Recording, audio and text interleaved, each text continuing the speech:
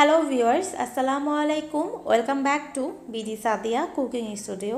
আজকের recipe French fry, তবে normal French fry না, একটু মশলাযুক্ত ফ্রেঞ্চ ফ্রাই তৈরি করে দেখাবো।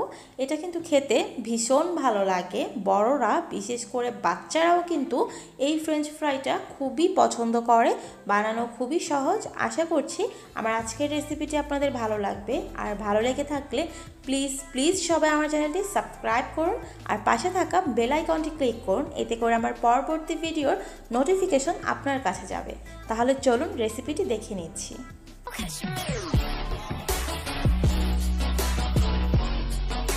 ফ্রেঞ্চ ফ্রাই তৈরির জন্য দুটো বড় সাইজের আলু এভাবে লম্বা করে কেটে নিয়েছি। আলুগুলো কিন্তু খুব বেশি মোটাও করিনি, আবার খুব বেশি পাতলাও করে ফেলিনি। ফ্রেঞ্চ ফ্রাই তৈরির জন্য একটু বড় সাইজের আলু নিলে ফ্রেঞ্চ ফ্রাইটা দেখতে সুন্দর হয়। এবার দিচ্ছি লবণ, তবে লবণটা একটু বুঝে দিতে হবে, কারণ লবণ যদি এখনের আলুর অনুযায়ী দেই তাহলে কিন্তু যখন আলুটা চুলায় তেলে দেওয়া হবে তখন কিন্তু অনেকটা কমে যাবে, তখন কিন্তু লবণটা একটু বেশি হয়ে যাবে। একটু বুঝে দিয়ে এবার দিচ্ছি হাফ চামচ পরিমাণ হলুদ, হাফ চামচ পরিমাণ মরিচটা আপনারা ঝালের টেস্ট অনুযায়ী বাড়িয়ে কমিয়ে নিতে পারেন। তবে এই পরিমাণ দিলে কিন্তু খুব বেশি ঝাল হবে না, বাচ্চারাও খেতে পারবে। আর এটা আমি আমার বাচ্চার জন্যই তৈরি করেছিলাম। মশলাগুলো আলুর সাথে মেখে নিয়েছি। মেখে নিয়ে কিন্তু খুব বেশি সময় রাখা যাবে না, যেহেতু লবণ দিয়েছি পানি ছেড়ে দিতে পারে। এবার আমি চলে যাচ্ছি ভাজার জন্য।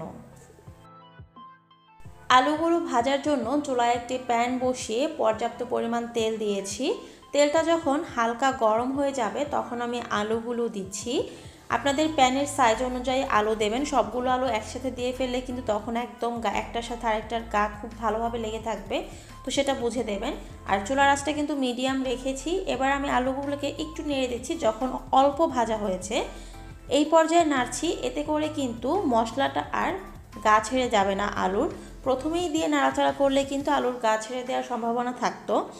এবার মিডিয়াম আছে একটু উল্টে পাল্টে আলুগুলোকে ভেজে নিচ্ছি। এতে করে কিন্তু আলুগুলো অনেকটা ক্রিস্পি হবে। আর চুলার আঁচটা কিন্তু মিডিয়ামই রেখেছি, বেশি বাড়িয়ে রাখলে কিন্তু উপর থেকে ক্রিস্পি হয়ে যাবে, ভেতর থেকে কাঁচা থাকবে। আমার ফ্রেঞ্চ ফ্রাইগুলো হয়ে গেছে। এবার আমি তেল ছেঁকে ফ্রেঞ্চ ফ্রাইগুলো তুলে একটা কিচেন টিস্যুর উপর রাখছি। তৈরি হয়ে গেছে মশলাদার ফ্রেঞ্চ ফ্রাই। আশা করছি আমার আজকের রেসিপিটি আপনাদের ভালো লেগেছে। রেসিপি সংক্রান্ত কোনো কোশ্চেন থাকলে কমেন্ট বক্সে করবেন, আমি উত্তর দেওয়ার চেষ্টা করব।